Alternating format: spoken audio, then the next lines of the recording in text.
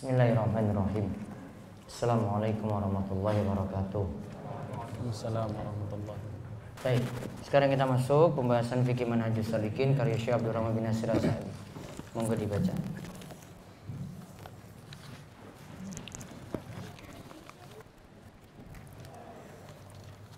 Syarat salat masuknya waktu.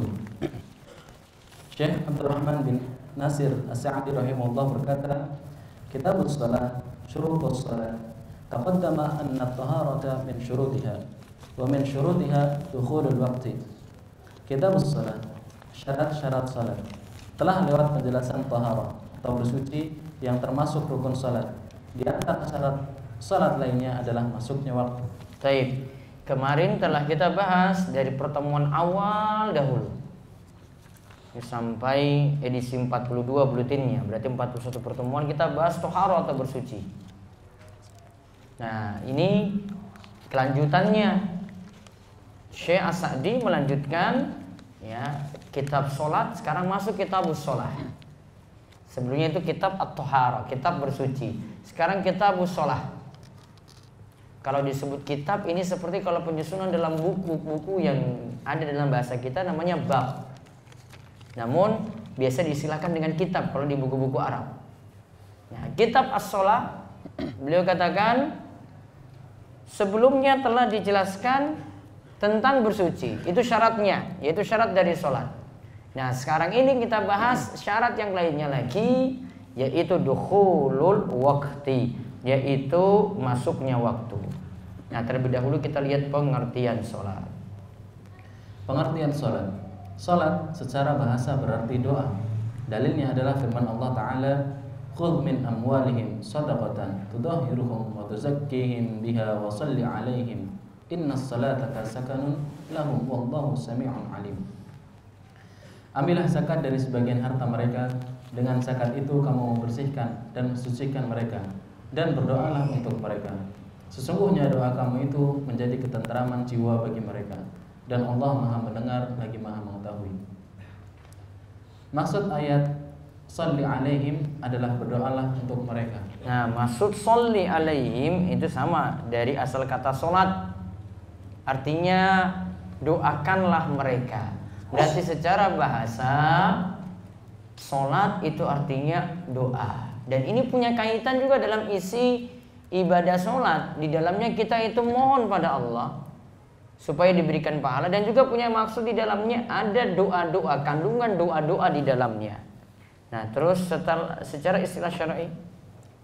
Secara istilah syar'i, salat adalah perkataan dan perbuatan yang khusus yang dibuka dengan takbir dan ditutup dengan salam. Taib, salat itu adalah perkataan dan perbuatan yang khusus, gerakan-gerakan yang khusus, sehingga tidak bisa diubah gerakan-gerakan ini karena sudah ditetapkan oleh Nabi SAW. Kemudian perkataan-perkataannya juga khusus, yang diawali atau dibuka dengan takbir lalu ditutup dengan salam. Terus ada berapa syarat sholat? Ada beberapa syarat sholat. Pertama, bersuci, yaitu dari hadas kecil, hadas besar, dan dari najis. Sudah lewat pembahasannya. Terus syarat kedua? Syarat yang kedua adalah masuknya waktu sholat. Syarat sholat masuknya waktu sholat. Allah Ta'ala berfirman, Aqimis salata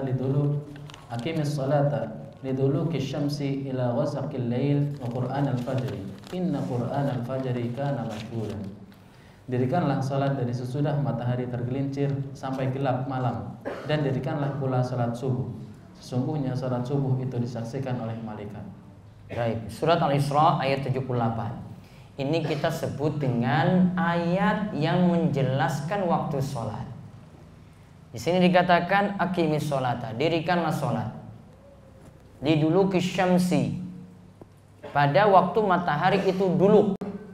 Penjelasannya nanti ada. Ila ghasaqil lail, pada saat malam itu ghasak. Wa Qur'an al-fajri, dan lakukanlah pula sholat subuh. Inna Qur'an al-fajri, sesungguhnya sholat subuh kana masyhuda, itu disaksikan oleh para malaikat. Nah, sekarang kita lihat keterangannya di bawah. Ayat di atas berisi perintah Allah kepada hambanya untuk menunaikan sholat. Perintah sholat ini dijelaskan pada ayat yang beraneka ragam. Perintah dalam Al-Quran dijelaskan dengan kalimat iqamas salat, seperti dalam ayat di atas. Kalimat tersebut lebih bagus penyebutannya dibandingkan dengan if'aluha yang bermakna kerjakanlah. Jadi kalau dalam perintah-perintah sholat, baik dalam Al-Quran ataupun dalam hadis, itu disebut dengan iqamas sholat, wa tuqimus sholata. Dalam hadis misalnya. Kalau di sini dalam ayat aqimis sholata. Kenapa tidak menggunakan kata if'al sholat, if'ali sholat, kerjakanlah sholat, namun kok tegakkanlah sholat? Di keterangan Syekh Abdul Rahman bin Nasir As-Sa'di yang lainnya dalam kitab tafsir, beliau katakan perbedaannya kalau disebut aqimis sholat, itu dalamnya berarti ada bukan hanya rukun-rukun yang dipenuhi, bukan sekedar sholatnya itu sah, namun dia penuhi juga di situ sunnah-sunnahnya. Juga di situ tumakninahnya, di situ juga ada khusyuknya. Kalau cuma if'ali sholat, kerjakanlah sholat, berarti cuma mengerjakan saja, cuma dapat sahnya saja. Bisa ya, jadi yang sunnah-sunnah ini dia tinggalkan semuanya. Dia cuma pentingkan saja sah, yang penting saya kerjakan, bukan sah, namun saya penting kerjakan saja. Dia tidak pentingkan nisahnya, ada rukunnya, ada syarat-syaratnya, ada sunnah-sunnahnya, tidak pentingkan. Yang penting cuma mengerjakan sholat saja. Maka punya makna yang lebih mendalam. Terus perintah iqamah sholat. Perintah iqamah sholat yang berarti menegakkan sholat bermakna perintah untuk mengerjakan sholat dengan melengkapi rukun, syarat, dan penyempurnaannya secara lahir dan batin. Sholat inilah yang dijadikan syarat lahiriah yang nampak dan merupakan syiar Islam yang terbesar.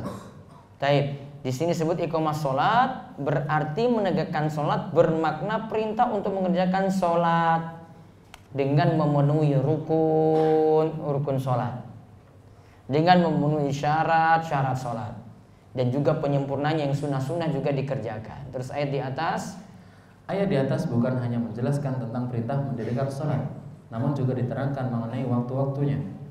Inilah yang menjadi keistimewaan ayat tersebut dibandingkan ayat lainnya. Di sini dijelaskan 5 atau 3 waktu sholat. Yang disebutkan dalam ayat adalah ibadah wajib, sedangkan penyandaran pada waktunya menunjukkan akan sebab sholat itu ada. Taib. Di sini tadi beliau singgung waktu sholat juga diterangkan. Namun waktu sholat kalau berdasarkan ayat itu dibagi 3 waktu. Nanti 3 waktu ini ada rinciannya, akhirnya jadi 5. Ya, namun kalau dalam ayat cuma disebutkan 3 waktu. Dan pembagian 3 waktu ini penting sekali, karena nanti ini ada kaitannya dengan pensyariatan sholat yang lainnya, yang kaum muslimin itu dapat keringanan sehingga dia bisa kerjakan cuma 3 waktu sholat saja. Nah, coba lihat 3 macam waktu sholat. 3 macam waktu sholat. Waktu pertama yang disebutkan adalah waktu dulu. Yang dimaksudkan adalah waktu setelah matahari tergelincir mengarah ke arah barat, arah matahari tenggelam. Adapun yang dimaksud dengan waktu pertama adalah sholat zuhur yang berada di awal waktu dulu, dan sholat asar yang berada di akhir waktu dulu. Nah, kalau dulu itu matahari tergelincir ke arah barat, itu sudah menandakan masuknya waktu zuhur. Kalau disebutkan aqimis sholata liduluki syamsi, kerjakanlah sholat ketika waktu matahari itu tergelincir, berarti 2 sholat, zuhur, dan setelahnya itu nanti ada sholat asar. Terus waktu kedua adalah wasaqil lail. Yang dimaksudkan adalah gelap malam. Sholat yang dikerjakan di awal wasaq adalah sholat maghrib, sedangkan di akhirnya adalah sholat isya. Taib. Ada disebut ghasaqil lail, ila ghasaqil lail. Apa yang dimaksud? Situ ada 2 sholat. Awal ghasaq, awal gelap malam, yaitu waktu maghrib. Kemudian nantinya cahaya di ufuk merah itu hilang, maka masuknya waktu isya. Berarti ada 2 sholat, maghrib dan isya. Kemudian lihat yang ketiga. Waktu ketiga adalah waktu fajar. Disebut dalam ayat dengan Quran al-Fajri. Yang dimaksud adalah salat fajar atau salat subuh. Salat subuh disebut Quran al-Fajri karena saat subuh adalah waktu yang disunahkan untuk memperlama membaca Al-Quran. Keutamaan membaca Al-Quran saat itu karena disaksikan oleh Allah, oleh malaikat malam dan malaikat siang. Taib. Disebut Quran al-Fajri itu artinya sholat subuh. Ya. Kenapa disebut dengan Quran al-Fajri? Karena identik subuh itu dengan Al-Quran. Apa maksudnya? Al-Qur'annya lebih banyak didengar karena sholatnya dibuat panjang. Ya, jadi kalau mau tahu sholat subuh yang bagus, sholat subuhnya lebih lama. Apa fungsinya kira-kira kalau sholat subuh dibuat lama? Banyak nggak yang telat bangun subuh? Azan masih belum sadar-sadar banyak kan? Iya. Itu baru kembali sadar. Belum lagi bangkitnya, belum lagi dia ke toilet, belum ngantrinya kalau di kos-kosan, belum lagi berangkat kalau ke masjid. Kalau bacaan sholat subuhnya dibuat lama, orang-orang yang telat kan, wah sudah di MPD ini kayaknya ini lama ini, santai aja. Ya kan? Wah sudah paling saya dapat rakaat pertama juga, dia santai dari rumah. Ini punya fungsi bukan masalah malas-malasan, namun orang-orang yang punya aktivitas tadi bisa teratasi tadi dengan sholat subuh yang dibuat lama, karena sholat subuh cuma 2 rakaat. Namun coba kalau antum bayangkan kalau yang dibaca cuma Al-Ikhlas Al-Falaq, coba. Sudah dari rumah ini, apa yang terjadi dengan yang telat-telat tadi? Wah, dia lari itu. Wah, imamnya cuma baca Al-Ikhlas saja. Wah, jelas saya sampai sini sudah tahiyat akhir. Iya kan? Iya. Itu punya fungsi kayak gitu. Dan waktu subuh itu berat sekali. Kalau ini kita buat lama, kita ajarkan orang untuk semangat sholat subuh. Walaupun tadi ada sifat nyantainya tadi. Ya karena memang sulit. Kita mau paksa dia itu on time. Wah, azan 5 menit setelahnya itu baru iqomah ya. Wah, itu berat sekali.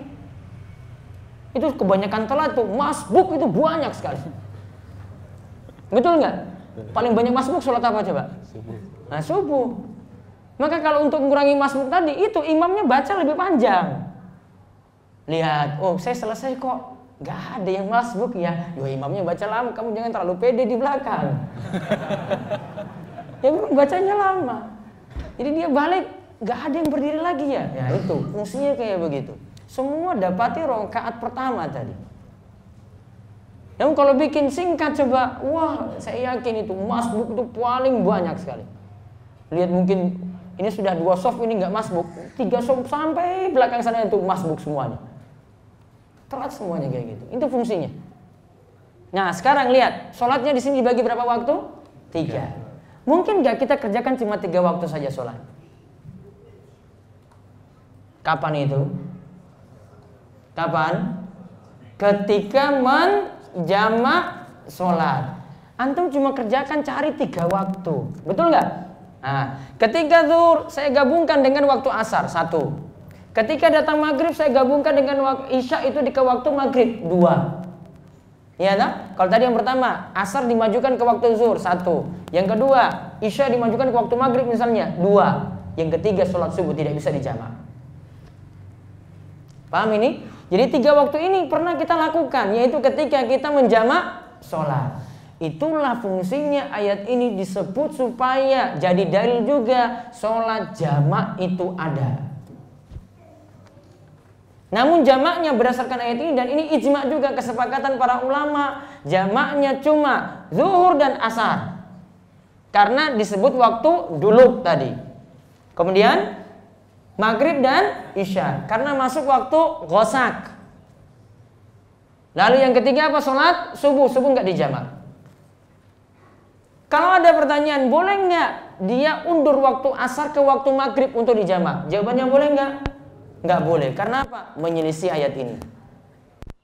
Menyelisih Al-Isra ayat 78. Karena nggak masuk dalam ayat ini. Dia sudah selisih. Karena cuma 3 ini. Ya, berarti yang boleh digabung zuhur asar terus maghrib isya, ijma. Ini nggak perlu pakai banyak dalil. Dalilnya diantaranya ini. Terus ini sudah jadi ijma, nggak bisa ada yang ubah-ubah. Saya mau jamak, asar saya mau undur lah. Ini sudah macet parah nih, nggak bisa. Kamu dapati macet parah di waktu asar, maka harus kerjakan asar tepat waktu dengan cara apapun di situ. Misalnya di kendaraan ini macetnya Jakarta, ini saya ceritakan. Ya, sudah nggak bisa nih mau turun juga, wah ini sudah macet, nggak mungkin ketinggalkan kendaraan di situ. Sudah dikerjakan di situ dengan cara apapun. Dia nggak boleh mundur waktu asar, sholat asar tadi ke waktu maghrib nggak boleh. Ya, dia kerjakan di waktu asarnya. Karena sebelumnya dia tidak jamak dengan waktu zuhur. Oh berarti harus kerjakan di waktu asarnya tadi. Tidak bisa dijamak dengan maghrib. Jadi 3 waktu fungsinya tadi dijelaskan. Nah, totalnya jadi 5. Yang dulu tadi ada zuhur dan asar, kemudian yang ghosaqil lail itu ada maghrib dan isya, lalu yang ketiga ini Quran al-fajri, salat subuh. Pelajaran dari ayat yang membicarakan waktu salat. Monggo dibaca. Pelajaran dari ayat yang membicarakan waktu salat. Disebutkan 5 waktu salat secara tegas. Seperti ini tidak disebutkan pada ayat lainnya. Ada ayat lain yang menyebutkan Fasubhanallahi hina tumsuna wa hina tusbihun, yang artinya maka bertasbihlah kepada Allah di waktu kamu berada di petang hari dan waktu kamu berada di waktu subuh. Taib. Ada juga yang menyebutkan Fasubhanallahi hina tumsuna wa hina tusbihun.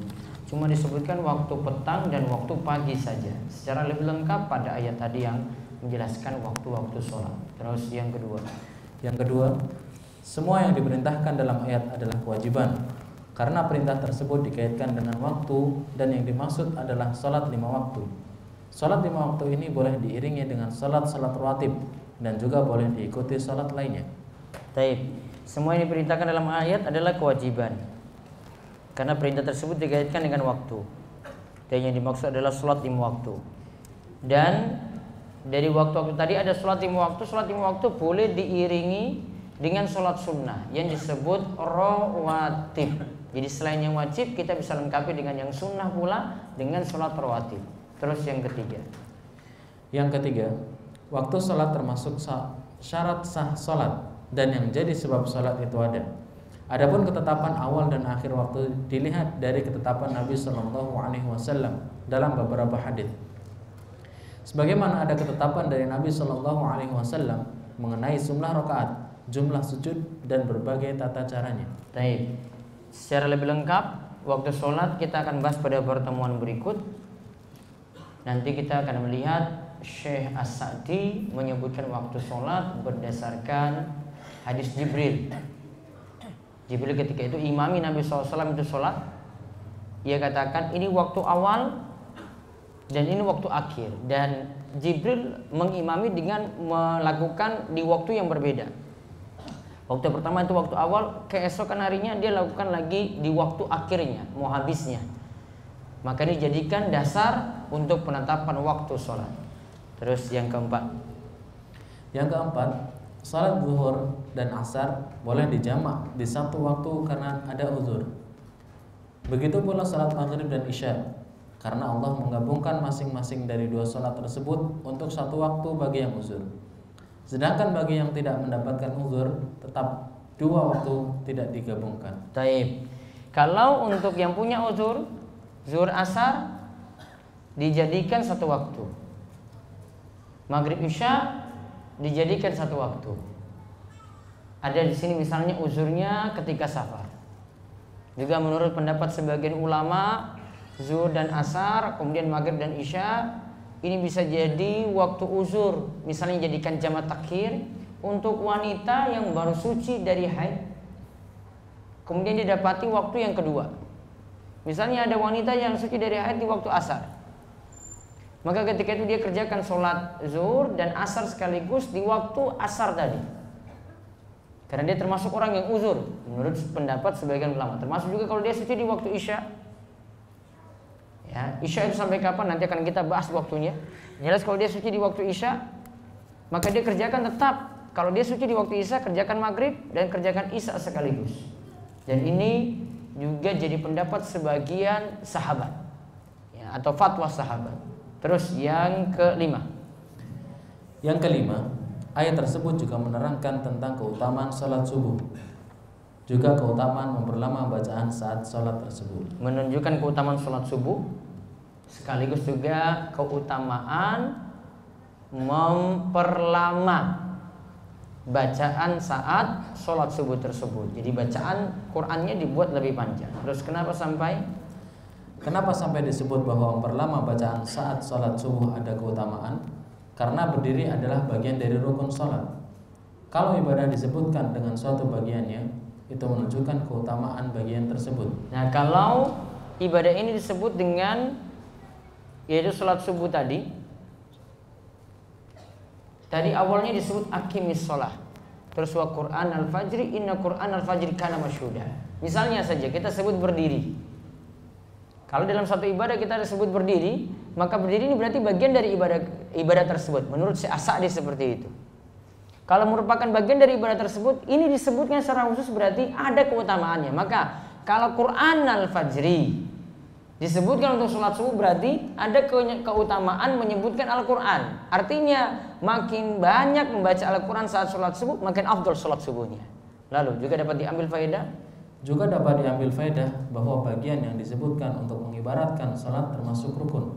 Lihat saja, kadang Allah mengibaratkan sholat dengan qiraah atau bacaan, dengan ruku, dengan sujud, dan dengan berdiri.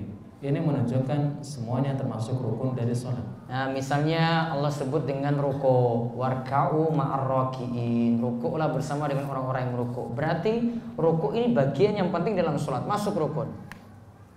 Disebut sujud, ya wasjudu ma'as sajidin misalnya. Berarti sujud ini bagian juga dari sholat, bagian penting, juga itu masuk rukun.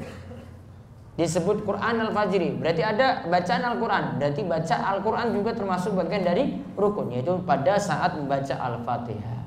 Wallahu a'lam bishawab. Itu baru pembahasan tentang pengantar dulu waktu-waktu sholat. Penjelasan selanjutnya akan dijelaskan dengan hadis Jibril.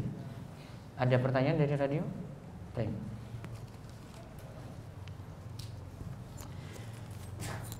Ustaz, ana mau bertanya terkait sifat-sifat Allah.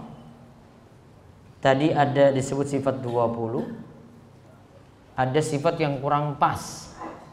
Sedangkan itu terdapat di dalam materi pelajaran pendidikan agama Islam di sekolah-sekolah. Bagaimana cara menyikapi hal tersebut Ustaz? Kita sebagai seorang guru PAI pendidikan agama Islam, karena semua yang kita ajarkan ke siswa akan dipertanggungjawabkan di hadapan Allah. Kalau ingin mengajarkan, maka itu harus ada penjelasan tadi. Ia jelaskan karena ini tuntutan dari kurikulum yang mesti diajarkan. Namun situ berikan catatan. Kadang anak gini punya sifat ketika ada sesuatu yang aneh gitu dia dapati, dia sudah punya sifat waspada. Contoh misalnya, ya dari kecil misalnya anak ini sudah diajarkan, sudah mau mulai sholat sudah langsung sholat saja tanpa melafazkan niat. Dia sudah tahu kalau niat cukup dalam hati, cukup dalam batin. Tiba-tiba gurunya di sekolah tuntunkan untuk, ya, gurunya yang ucapkan, suruh muridnya pada ikuti ketika lakukan sholat zuhur misalnya. Usolli fardhu zuhuri arba rakaatin dan seterusnya. Gurunya keraskan, muridnya suruh ikuti. Kalau anak ini kita ngajar di rumah, oh nggak perlu seperti itu. Di rumah pasti diajarkan seperti tadi. Pelajaran tadi dibawa pulang ke rumah. Dia beritahu cerita pada orang tua nanti. Pak, tadi itu saya dapat kayak gini. Ya, seolah-olah diceritakan yang aneh. Karena dia sudah nganggap dari orang tua yang ngajarkan, itu sudah ngajarkan ilmu yang benar. Nah, maka tekankan pelajaran yang benarnya gimana.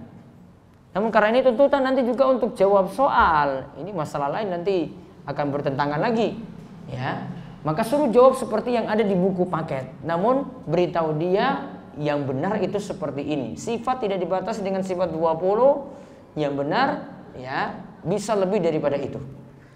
Nah, itu akan membangun ilmu dasar bagi dia sehingga untuk jenjang berikutnya dia sudah punya ilmu dasar seperti tadi. Wallahu a'lam. Kami ingin menanyakan perihal masjid yang bersatu dengan kuburan. Kami tahu ada satu masjid yang bersatu dengan kuburan yang saat ini sedang dibongkar untuk dibangun ulang. Bertepatan dengan momen yang pas, kami bermaksud untuk menyarankan kepada pihak terkait agar kuburan tersebut sekalian dipindahkan. Yang ingin kami tanyakan, apa hukum memindahkan makam? Kalau ini saya sebut darurat. Kalau dalam memindahkan ini kondisi darurat seperti ini, bahkan sangat-sangat diperintahkan sekali. Mohon sarannya Ustadz mengenai pendekatan yang harus kami lakukan terhadap pengurus masjid agar niatan kami ini tidak menimbulkan perselisihan. Biasanya kalau kuburnya itu ada di arah kiblat,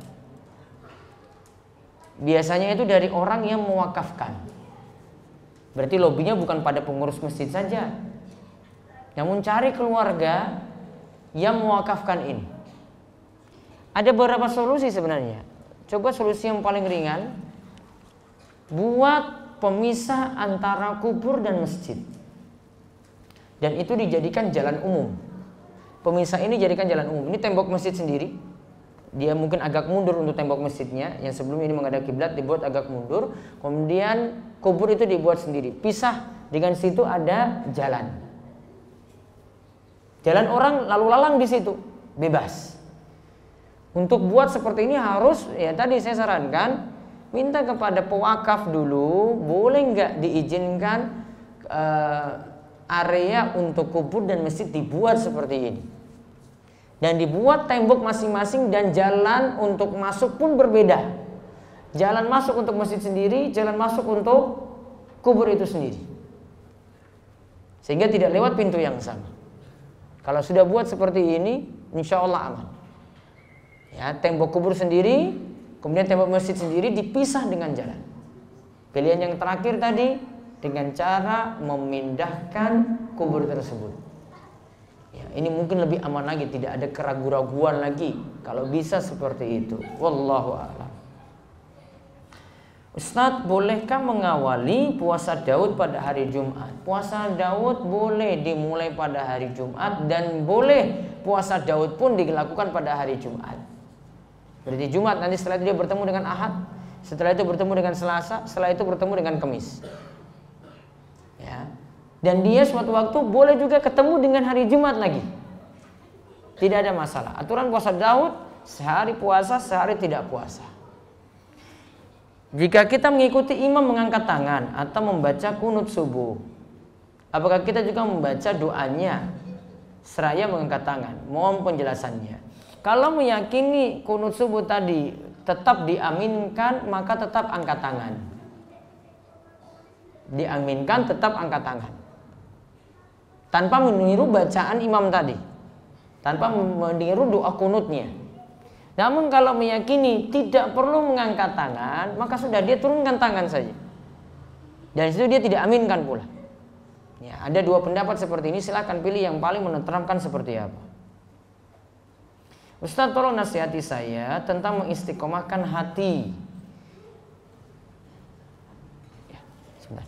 Istiqomahnya hati itu kiat-kiatnya itu banyak sekali. Ini untuk kiat istiqomah secara umum sebenarnya. Namun ingat, salah satu keistimewaan istiqomah, kalau disebut oleh Syekhul Islam Ibnu Taimiyah, ini bentuk karomah yang luar biasa.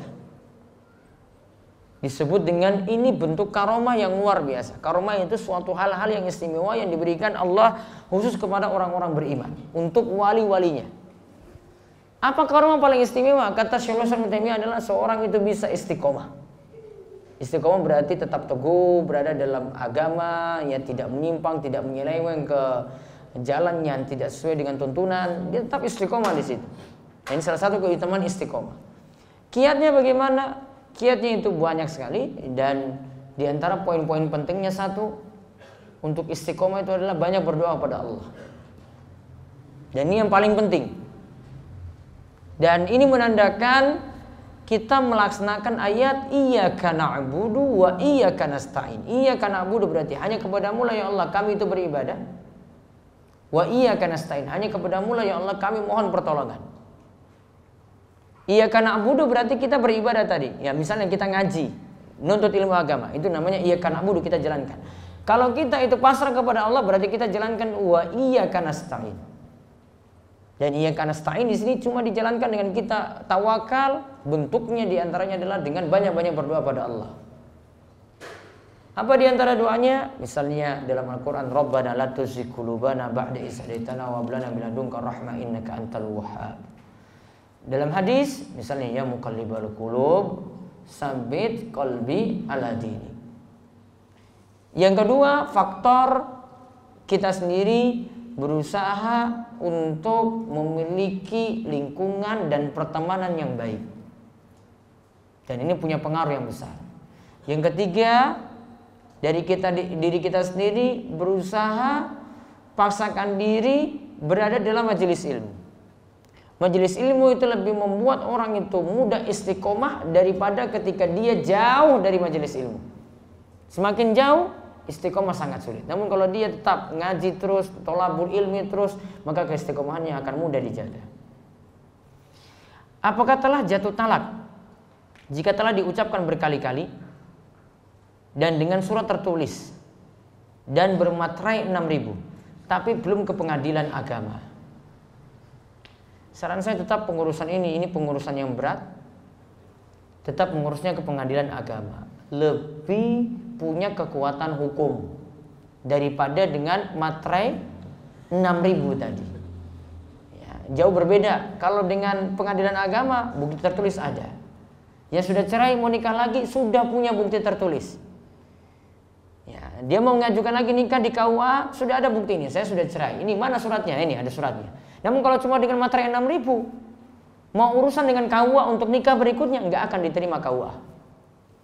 Ya, jadi saran saya tetap ngurus resmi seperti itu lewat pengadilan agama. Bagaimana cara mengajak teman yang hobi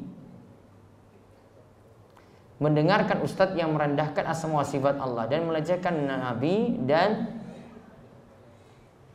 keluarga Nabi.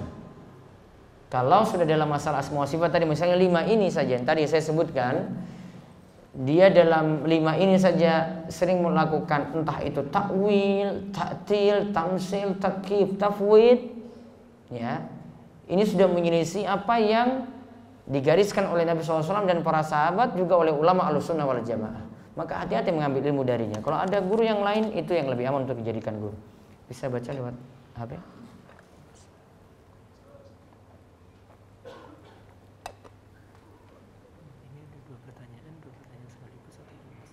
Baca dulu satu, saya jawab. Assalamualaikum warahmatullahi wabarakatuh. Waalaikumsalam. Maaf Ustaz, mau nanya, nama saya Dadi, bekerja di Taiwan. Saya selama di Taiwan tidak pernah melaksanakan sholat Jumat kecuali pada hari Jumat yang libur. Akan tetapi saya sholat 5 waktu tidak meninggalkannya. Bagaimana Ustaz? Sebenarnya dia di Taiwan itu sudah jadi mukim. Kalau mukim, maka dia punya kewajiban untuk cari masjid untuk sholat Jumat. Namun kalau tidak didapati, berarti gantinya adalah sholat zuhur. Saran saya bukan ini malah. Saran saya kalau pekerjaannya bukan darurat, kembali ke tanah air. Tidak jadi TKI lagi di situ. Biar dia bisa jalankan agama dengan mudah. Ini tanda bahwasanya dia jalankan agama sudah sulit. Ya, maka saran saya selesaikan kontrak kerja cepat. Kalau bisa lebih cepat lagi, lebih bagus.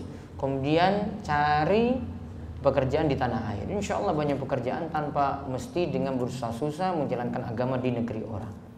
Yang kedua, Bismillah. Pertanyaan dari Ummu Sa'ad dari Semarang.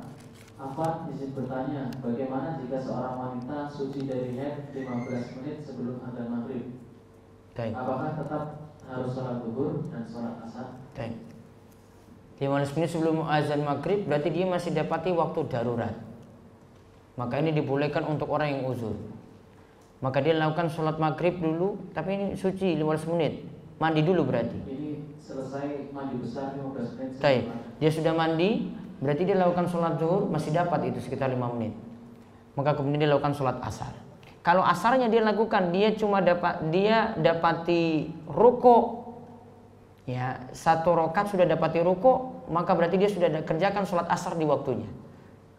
Walaupun mungkin rakaat yang kedua, ketiga, keempat itu dapati waktu maghrib. Karena apa? Nabi SAW katakan man adroka rakaah adroka sholah. Siapa yang dapatkan 1 rakaat, maka dia telah mendapatkan sholat. Nanti penjelasannya ada di hadis berikutnya. Nanti setelah kita lihat hadis Jibril, hadis berikutnya lagi dijelaskan tentang hadis ini. Ya, ini tentang orang-orang yang punya waktu uzur seperti saya ceritakan tadi. Dia dapat 1 rakaat ini di waktunya, sedangkan rakaat-rakaat yang berikutnya itu di luar waktu, maka sudah dikatakan dia mendapati sholat.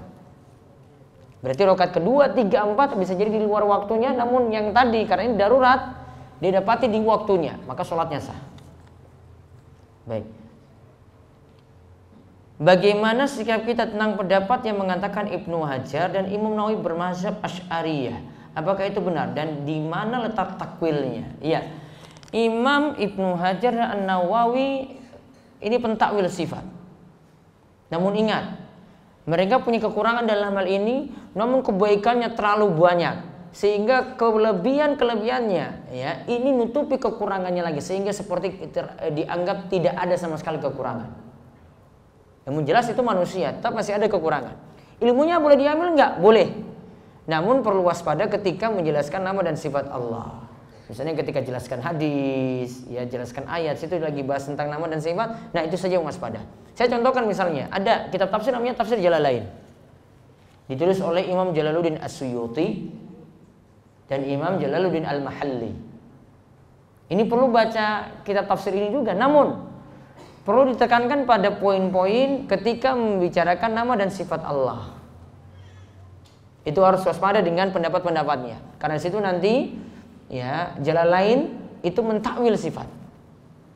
Ya, itu saja yang perlu diberi catatan. Maka kalau bagusnya kalau baca kitab tafsir kayak gini, ada catatan-catatan kaki yang diberikan. Ini kalau tidak salah diberikan catatan kaki oleh Syekh Al-Mubarakfuri. Nah, ini catatan kakinya yang dijadikan perhatian. Oh, saya harus waspada dengan tafsir ini pada bagian ini. Namun secara keseluruhan boleh dimanfaatkan. Yang saya contohkan seperti itu. Saya seorang ikhwan yang berniat untuk menikah. Alhamdulillah calon saya akhwat dan keluarganya sudah setuju. Tetapi untuk acara pernikahannya nanti keluarga akhwat minta harus ada rangkaian acara adat yang cukup memberatkan saya dan keluarga baik dari segi materi maupun tenaga. Karena hal ini saya menjadi ragu untuk melanjutkan ke pernikahan. Saya sudah sholat istikharah tapi masih ada sedikit keraguan. Apa yang sebaiknya saya lakukan? Coba sholat istikharah. Kalau itu memang tanda itu sulit untuk atau tanda sebagai berat untuk lanjut, itu bisa dijadikan pertimbangan. Namun saran saya tidak mundur. Namun lakukan lobby-lobby yang baik pada pihak keluarga. Mungkin jenengan yang laki-laki ini untuk lobby sulit, bawa keluarga besar. Jelaskan pada keluarga besar jenengan sendiri untuk minta kepada keluarga perempuan untuk bisa melakukan pernikahan sederhana. Ya, untuk bisa melakukan pernikahan sederhana. Nah, itu lebih aman. Jadi antara pihak keluarga dengan pihak keluarga. Kalau dari laki-lakinya yang calon pengantin tadi dengan pihak keluarga agak berat, dia nganggap kita biasa. Namun kalau dengan orang tua mudah-mudahan bisa lebih dimengerti. Ya, jadi seperti cara untuk melobinya. Apakah saat mandi biasa tapi kita niatkan mandi besar dan ingin mengerjakan sholat, apakah berwudu lagi? Berarti tergantung niat. Kalau sudah niatnya jadi mandi besar, maka mandi besar ini sudah menghapus hadas besar dan hadas kecil sekaligus. Kalau sudah menghapus hadas besar dan hadas kecil sekaligus, tidak perlu berwudu lagi. Namun kalau mau berwudu juga boleh. Bagaimana sikap jika sholat duha tapi ada telepon dan terdengar karena lupa untuk silent? Kalau lagi sholat duha punya pilihan mau lanjut ataupun mau batalkan. Namun kalau sholat wajib saran saya tetap lanjut. Karena sholat sunnah itu sifatnya fleksibel, artinya mau lanjut monggo, mau batalkan juga silahkan. Ya, nanti tinggal timbang-timbang di sini. Kadang mungkin ada panggilan yang dari suara ini, ya jenengan ngerasa ini panggilannya wajib untuk dipenuhi, misalnya panggilan dari orang tua, batalkan, itu lebih wajib. Namun kalau itu panggilan biasa, maka mau lanjut ataupun batalkan itu pilihan. Karena untuk sholat sunnah seperti itu. Bolehkah pria menggunakan produk perawatan tubuh wanita? Terkadang jika sabun atau sampo anak pakai sabun atau sampo punya istri, boleh-boleh saja. Saya kira tadi ini yang pakai make up itu pakai apa? Kalau ini saya nggak sarankan itu. Dandan untuk apa? Ya, kalau mau samponya ya. Sampo kayaknya laki-laki tuh nggak peduli mau ini sampo perempuan apa laki-laki, dia sikat aja punya. Ini punya sampo. Sabun juga demikian. Nah, ini mau bilang ini sampo mau bilang sabun perempuan juga saya pakai juga. Umum kok, laki-laki tuh nggak peduli kayak begitu. Mau ini tujuannya untuk pelicin kulit ke putih ke apa kayak punya, pakai aja ya kan? Laki-laki nggak banyak peduli kayak begitu. Pakai aja. Saya kira tadi mau pertanyaannya ini mau pakai bedak, mau pakai ini. Wah, ini kalau misalnya saran nggak usah dandan kayak gitu. Apa perbedaan mendasar antara ta'til dan tafwid? Kalau ta'til ya, dia tolak langsung. Tidak yakini sama sekali. Kalau tafwid ini antara separuh-separuh, ingin taktil, ingin nolak, ingin tidak. Ya, namun dia nggak berani. Dia sebenarnya mau nolak, namun dia pakai kalimat halus, sudah, saya serahkan saja maknanya kepada Allah. Kalau taktil dia nggak akan pakai kalimat ini. Itu antara menolak dengan menyerahkan seperti itu. Mana yang didahulukan antara sholat tahiyatul masjid atau qobliyah? Sedangkan waktu iqamah semakin dekat. Saran saya digabungkan. Tahiyatul masjid masukkan dalam sholat rawatib atau qobliyah tadi. Karena untuk sholat tahiyatul masjid Nabi SAW cuma mengatakan, jika kalian masuk masjid maka janganlah duduk, fala yajlis hatta yarka'a raka'atain. Maka janganlah duduk sampai melaksanakan sholat 2 rakaat. 2 rakaat apa? Nabi nggak sebut. Maka masukkan tahiyatul masjid ke rawatib tadi. Saya masuk masjid langsung rawatib. Oh, berarti sudah ada tahiyatul masjid di dalamnya. Maka boleh gabungkan seperti itu. Karena ini masalah pemahaman hadis. Apakah bacaan yang tepat ketika i'tidal dikala kita menjadi makmum? Apakah kita mengikuti ucapan sami Allahu liman hamidah baru kemudian Rabbana walakal hamdu, atau cukup Rabbana walakal hamdu saja? Kalau saya masih memilih pendapat baca sami Allahu liman hamidah lagi untuk makmum, kemudian ikuti dengan Rabbana walakal hamd. Dan ini juga pendapat Imam Nawawi dalam kitabnya Al-Majmu' Syarh Muhadzab. Jadi baca sami Allahu liman hamidah juga, kemudian baca Rabbana walakal hamd. Beliau berikan alasan, teks hadis ini tidak melarang untuk membaca sami Allahu liman hamidah. Tidak ada larangan kayak begitu. Maka makmum tetap baca, setelah itu dia baca Rabbana walakal hamd. Untuk zikir petang, apa boleh dimulai sambil menunggu iqamah sholat maghrib? Boleh.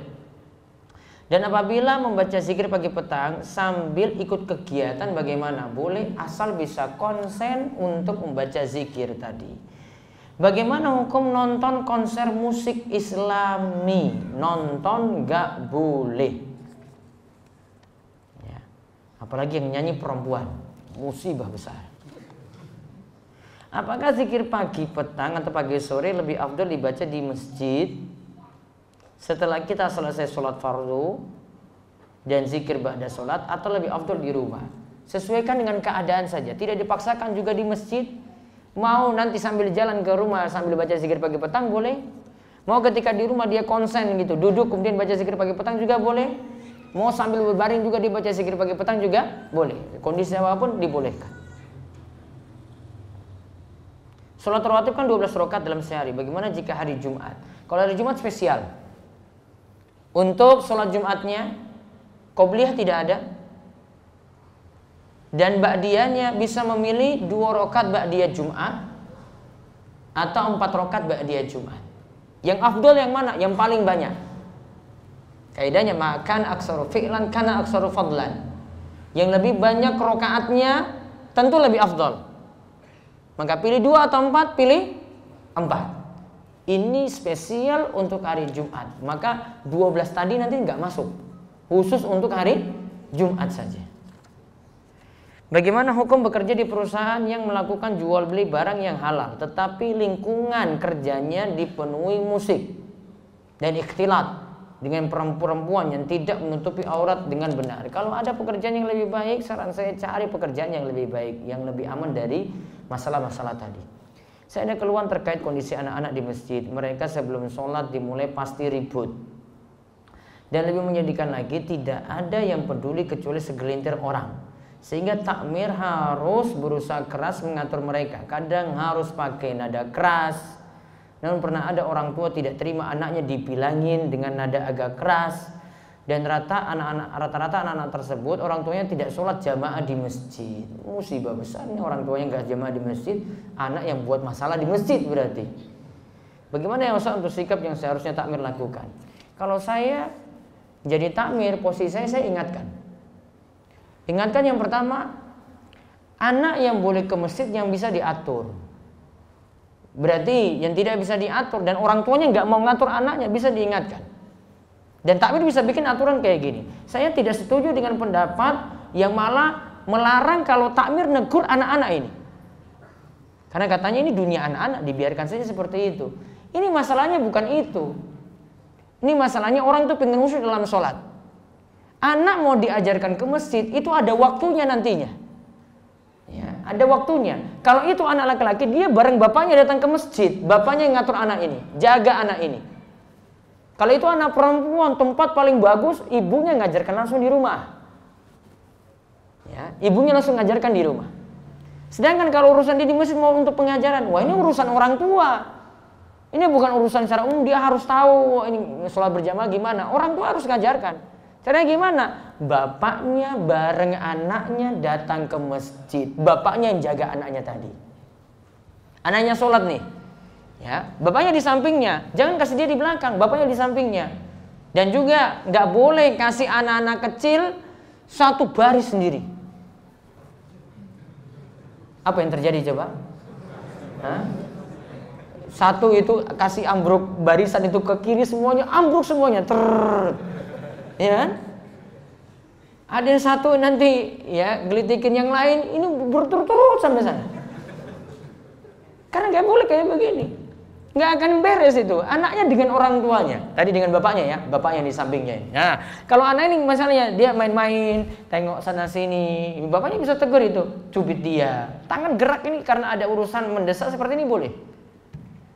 Ya, dia misalnya rokoknya itu belum lurus, bapaknya cuma sentuh saja kakinya, ini agak ditekan sedikit biar kakinya itu lurus. Biasanya anak-anak itu cuma kasih bengkok kakinya gitu. Nah, bapaknya bisa ingatkan sambil ngajarin. Dia tahu gerakan sholat sambil bapaknya ngajarin juga. Jangan bapaknya serahkan ke semua jamaah untuk ngatur anak ini. Wah, saya nggak mau. Ya. Kalau saya jadi takmir malah saya ngurus anak ini, ingatkan keras itu. Sebelum sholat anak-anak ini diatur dulu. Ya, caranya seperti itu. Jadi kalau takmir bersikap keras ya memang karena sudah keterlaluan sekali. Nah, kalian anak-anak untuk diatur. Dan ini ganggu yang lainnya, apalagi ganggu yang orang-orang sepuh yang pengen khusyuk.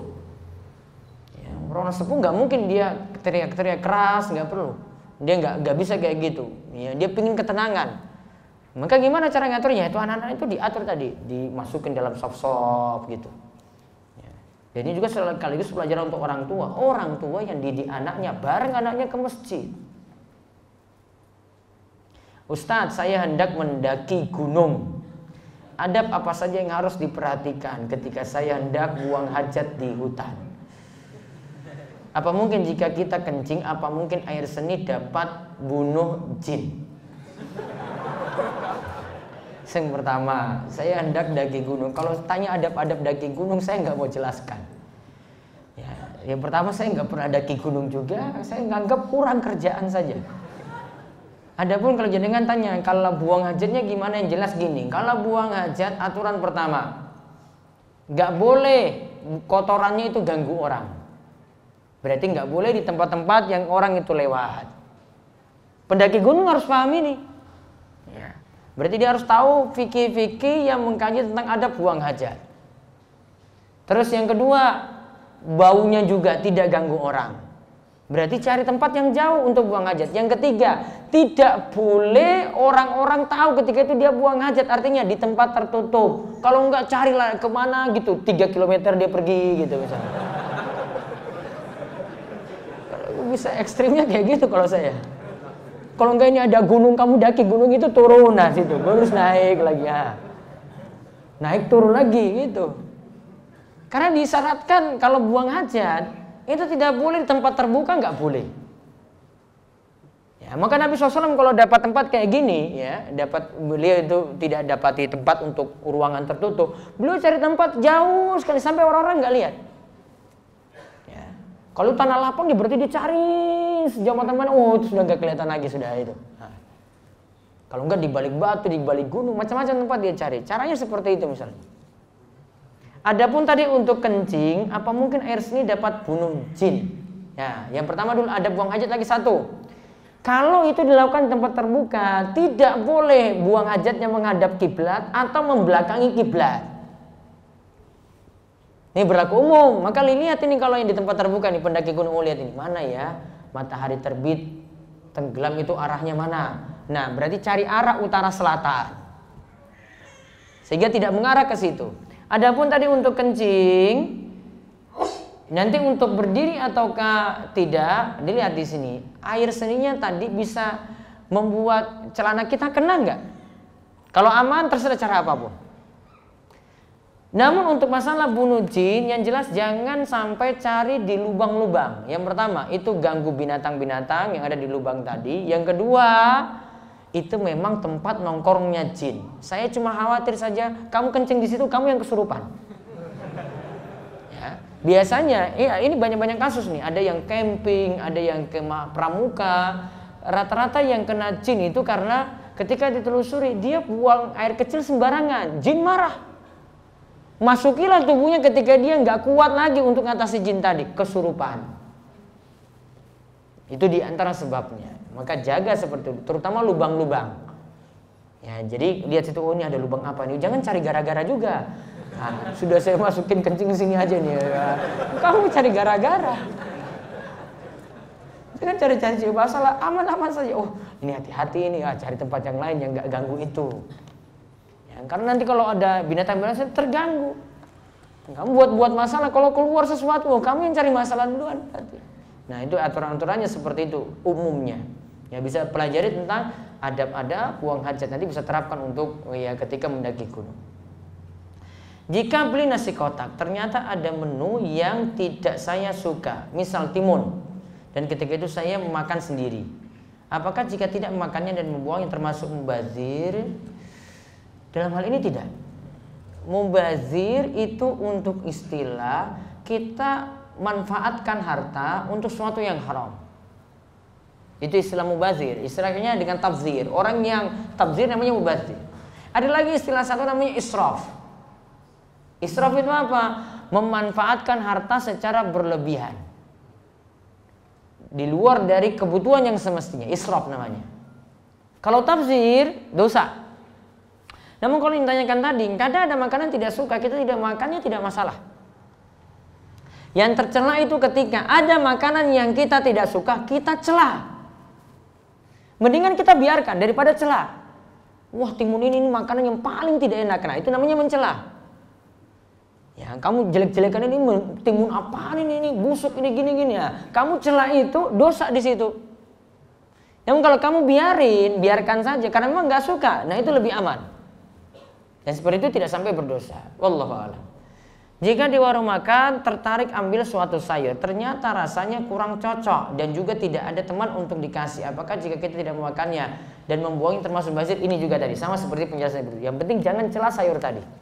Kamu nggak cocok sudah, mulut nggak usah ikut ngomong. Sudah biarin saya, sudah saya singkirkan ini, saya makan yang saya sukai ini, saya biarkan yang saya tidak suka. Ya, dan jangan tambah dengan omongan. Kalau sampai celaan untuk makanan ini kamu dosa. Karena Nabi SAW sendiri ya praktek beliau, kalau ada makanan beliau senang beliau makan, kalau beliau nggak senang beliau biarkan. Dan beliau SAW tidak pernah mencela makanan, sebisa mungkin malah beliau puji. Pernah Nabi SAW cuma dapat lauk cuka, ketika itu Nabi SAW katakan khairul udum al-khallu, khairul udum al-khallu, sebaik-baik lauk itu cuka, sebaik lauk itu cuka. Apa tujuannya? Biar beliau tidak sampai mencela makanan. Dan ketika itu istrinya yang sajikan seperti itu, juga untuk menghibur istrinya. Sudah kita makan apa adanya saja ya, jadi Nabi SAW tidak pernah mencela makanan. Hukum membaca atau mendengar Al-Quran bagi wanita haid dan dalilnya. Kalau membaca boleh asal tidak menyentuh mushaf Al-Quran, sudah lewat pembahasannya. Kalau mendengar bacaan Al-Quran boleh saja, termasuk sini pakai mushaf maupun pakai aplikasi. Namun kalau nyentuh langsung, kalau aplikasi itu dibuka, gunakan saja aplikasi yang ada terjemahan, itu lebih aman. Bagi wanita haid dia boleh baca karena itu bukan mushaf Al-Quran. Ustadz, di masjid kami setelah sholat jamaah imam langsung memimpin zikir berjamaah. Jamaah nggak perlu ikuti, cukup zikir sendiri. Doa berjamaahnya juga tidak perlu diaminkan, cukup juga berdoa sendiri-sendiri. Ustadz, kita dianjurkan untuk memilih calon istri yang penyayang dan subur rahimnya. Kalau penyayang kita bisa menanyakan atau melihat secara langsung. Tapi bagaimana cara mendeteksi seorang wanita itu subur atau tidak rahimnya? Bisa mengecek dari anggota keluarganya. Bisa tahu dari kakaknya, oh kakaknya punya anak banyak sekali, oh ini berarti adiknya juga sama. Bisa punya kemungkinan seperti itu. Ya, punya gen yang sama. Lihat juga jalur ke atasnya, ada ibunya, ada simbahnya ke atas. Oh anaknya itu rata-rata, oh ini anaknya 7, ini di atasnya lagi 8, oh ini berarti banyak. Nah bisa mengetahui seperti itu. Apa hukumnya mengatakan japri Allah, nanti dirit dan semacamnya. Apakah bisa menjerumuskan ke kekafiran? Saya cuma menilai tidak santun. Kalimatnya tidak pas sekali. Ini dalam masalah sifat, kita membicarakan dengan Allah juga harus dengan kalimat yang santun. Kalimat seperti ini kita tidak bisa mengatakan secara bebas loh ini. Ya. Coba bicara kayak gini saya, kalimat ini kepada orang tua sajalah. Ya, jenengan pulang terus bilang sama bapak gitu ya, ketemu orang tua sendiri, jenengan sudah WA tadi, Pak, kok pesan saya kok nggak di-read sih? Ya. Kalimat kayak gini saya nggak pas sekali loh untuk orang tua sendiri. Ya, pakai kalimat dengan kalimat gaul gini dengan orang tua sendiri saja nggak pas, apalagi dengan Allah. Ya, bilang sama orang tua juga, Pak, kok nggak japri saya sih? Pas nggak coba sama orang tuamu sendiri coba, orang tua bisa WA. Bisa nggak? Sopan nggak itu? Nggak sopan sekali. Ya, malah kita yang harus hubungi itu. Pak, ini tadi saya butuh sesuatu, saya punya ini. Malah pakai istilah japri ini, anak ini kok kurang ajar, saya diperlakukan kayak teman gitu. Orang tua nggak jawab kayak gitu. Apalagi ini kamu bicara tentang Allah coba. Orang tua saya nggak bisa disikapi kayak gitu. Apalagi dengan Allah yang menciptakanmu. Masa kata-katanya kayak gini, nggak santun sekali, nggak sopan kalau saya bilang. Maka kalimat kalau bicarakan tentang Allah nggak usah diplesetin, mau gaul-gaul itu nggak perlu. Bicara apa adanya. Yang penting orang paham sudah ini. Kalimat-kalimat tadi yang kita bahas semuanya untuk pelajaran semua sifat. Pendekatannya saya cuma pahamkan langsung ini. Oh ini paham, sudah kayak gini. Saya nggak ubah sama sekali kalimat-kalimat tadi. Ya, mau ubah nanti Allah so sweet, nggak perlu kayak gitu. Mau bicara dengan orang tua saja, Pak, Bapak kok so sweet banget ya. Dengan orang tuanya sendiri coba, nggak akan berani. Nggak mungkin dia berani kayak gitu. Masa dengan Allah dia berani ngomong kayak gini coba? Ya, dengan Allah berani coba. Orang tua kita nggak berani bilang kayak begitu. Ya. Orang tua kirim pesan kayak gini terus bercanda dengan orang itu. Ini anak ini kok nggak sopan sekali. Ini siapa yang ngajarin dia ya? Kayak gitu jadinya akhirnya kesimpulan orang tua. Maka pendekatan mau dakwai anak muda juga nggak mesti kata-kata itu dibawa gaul, nggak mesti. Anak muda malah kita cuma pingin anak-anak muda sekarang itu senang gitu kalau sudah ilmiah ini, sudah ini.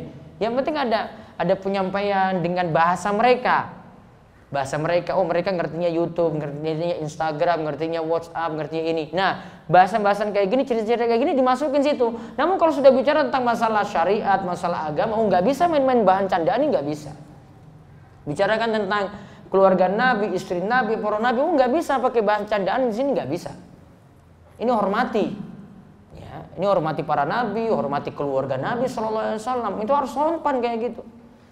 Ya, nggak bisa kita bicara sembarangan untuk keluarga Nabi. Walaupun mungkin secara bahasa kita terjemahin pas.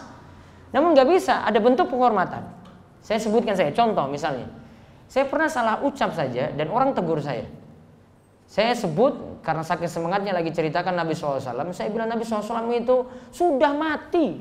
Ya, ada yang tegur saya, Ustaz, nggak boleh bilang Nabi kayak begitu.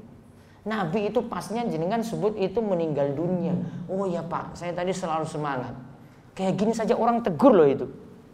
Tanya sama orang-orang tua, kalau orang-orang Jawa negur nih akan negur saya kalau saya ngomong kayak gini tadi. Bilang Nabi mati itu nggak boleh. Iya kan? Harus kata yang pas apa? Meninggal dunia. Salah ucap. Diksinya secara makna benar nggak? Benar itu secara makna. Namun nggak pas kamu pakai kosakata kayak begini. Dan dalam tingkatan bahasa Jawa itu ada tingkatan-tingkatan sendiri. Oh pakai ini pas untuk orang tua, yang ini nggak pas untuk orang tua. Ada. Ya, kamu pakai kalimat ini untuk panggil orang tuamu sendiri. Wah, dibilang ini saru banget anak ini. Ya, panggil mertuamu kayak begini, wah saru banget ini kayak begini. Ada tingkatannya. Kesopanan itu ada diajarkan dalam agama kita, diajarkan dalam adat kita. Mesti pakai aturan kayak begitu. Nggak bisa sembarangan.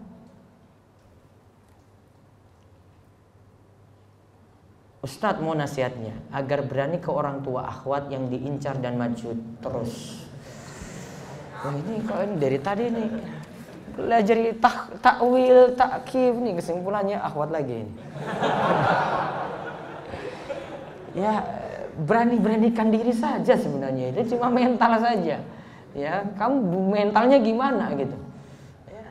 Kalau kurang berani yang sini ya bawa teman atau bawa yang lebih tua kayak gitu. Ya. Namun sebenarnya gini, ini juga harus memperhatikan kesopanan masing-masing daerah. Masing-masing tempat itu punya cara sendiri untuk mengutarakan kepada si perempuan. Gak bisa ya kamu datang sendirian. Contoh dalam beberapa tempat untuk masalah melamar saja, laki-lakinya ini yang laki-laki yang mau melamar, dia nggak melamar, namun dia suruh orang-orang tua yang ada di RT-nya itu yang maju. Walaupun kamu bilang, wah saya harus berani, saya mau melamar sendiri. Iya, namun dari tradisi masyarakat itu nganggap kamu nggak sopan dalam hal ini. Ada caranya. Kamu cuma siapa apa? Kamu di rumah saja. Ini ada orang-orang tua yang nanti yang datang situ, sepuh yang datang di situ. Yang kamu cuma apa tugasnya? Cuma siapkan teh, gula pasir, gula batu. Kalau dia minta rokok, nggak usah kasih rokok. Itu bawa itu di kres atau apa gitu, tempat gitu. Nah ini biasanya dibawa kalau lamaran itu untuk apa? Untuk jadi teman untuk ngobrol, dibuatkan teh. Kalau nggak tahu aturan kayak gini, kamu datang sendiri, nggak ada modal apa-apa coba. Ya, wajar aja ketika kamu lamar nggak dikasih wedang, nggak dikasih apa. Karena apa? Nggak bawa gula batu, nggak bawa teh Jawa, gitu. Karena nggak paham tradisi. Penting untuk tahu aturan kayak gini, harus tahu. Oh, ini makanya tanya dulu kepada orang sekitar. Saya mau maju itu gimana ya? Ada aturannya, nggak hanya modal gentle saja. Lihat juga. Oh ternyata gini tuh caranya. Dia akan tahu dari kebiasaan masyarakat. Ustadz, bagaimana sikap makmum ketika sholat? Menyelesaikan bacaan gerakan sholat dahulu atau mengikuti gerakan imam yang terburu-buru? Tergantung imam ini terburu-burunya, ini masih memenuhi rukun enggak? Rukun itu misalnya kalau dalam bacaan ruku, sujud itu minimal baca tasbih 1 kali. Kalau kadar subhanallah dia dapat 1 kali, berarti dia tumakninah. Kalau dapat ini ikuti gerakan imam, berarti walaupun kamu telat ikuti, nanti imam yang nanggung. Namun kalau imam tidak dapat ini, tumakninah tidak dapat, maka kita bisa memperlambat gerakan kita. Bagaimana cara menghadapi orang tua atau calon mertua yang bersikukuh melaksanakan pernikahan anaknya tidak dengan cara yang syar'i? Tadi sudah. Apabila didapati masbuk ketika mulai tahiyat akhir, apakah sebaiknya ikut berjamaah atau sholat sendiri karena tidak dapati jamaah masbuk lain? Maka ditimbang-timbang, kalau tidak dapati jamaah masbuk lain, ikut jamaah itu. Tentang masalah dia dapat pahala berjamaah ataukah tidak, para ulama beda pendapat. Ya, para ulama beda pendapat. Moga nanti setelah kita bahas sholat, nanti sampai pada sholat berjamaah akan saya jelaskan. Namun kalau memang dia yakin ada jamaah lagi, mendingan buat jamaah baru, itu lebih bagus. Apabila dia kapan berakhirnya waktu sholat tahajud? Apakah sebelum ini, sebelum subuh? Bukan. Ketika azan subuh maka tidak ada sholat tahajud lagi. Berarti sebelum azan subuh sholat tahajud sudah selesai. Saya pernah bernazar untuk donor darah ketika berulang tahun yang ke-17.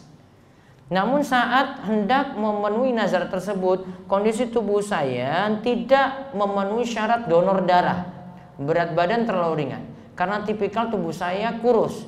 Hingga sekarang 5 tahun berlalu saya belum pernah donor darah karena alasan yang sama. Berarti nazarnya tadi diganti dengan bayar kafarat. Kafaratnya apa? 1, memilih di antara 3, membebaskan 1 orang budak, atau membebaskan 1 orang budak, nggak ada kan? Iya. Atau memberi makan kepada 10 orang miskin, atau memberi pakaian kepada 10 orang miskin. Ini atau semua, berarti pilih. Kalau ini tidak mampu, maka dia ganti dengan berpuasa selama 3 hari. Tidak dipersyaratkan berturut-turut. Maka nazarnya tadi ganti dengan itu. Namun sebenarnya tidak perlu tepatkan dengan 17 tahun. Ya, tidak perlu tepatkan seperti itu. Namun intinya saya sarankan nazarnya seperti tadi. Terakhir, apakah batas sholat sunnah fajar? Apakah iqamah subuh? Bagi yang di masjid berarti iqamah sholat subuh. Namun bagi yang tidak sempat melaksanakannya dan punya kebiasaan bisa mengkodok, istilahnya mengkodok. Dia kodok bisa setelah sholat subuh. Ada juga pendapat ulama yang lainnya tunggu sampai matahari meninggi. Namun saran saya lakukan setelah sholat subuh lebih bagus biar tidak lupa. Kemudian bagaimana dengan sholat sunnah rawatib sebelum zuhur? Apakah batasannya iqamah juga? Iya. Namun sholat sunnah Qobliyah zuhur juga masih boleh diqadha. Bisa setelah sholat wajib zuhur tadi. Dan Nabi SAW juga kadang mengqadha sholat rawatib zuhurnya itu setelah sholat asar. Ya, intinya kalau ada uzur tidak bisa melaksanakannya sesuai dengan waktunya, misalnya sebelum sholat wajib, maka laksanakan setelah sholat wajib. Ini termasuk mengqadhanya tadi untuk qobliyah semacam itu.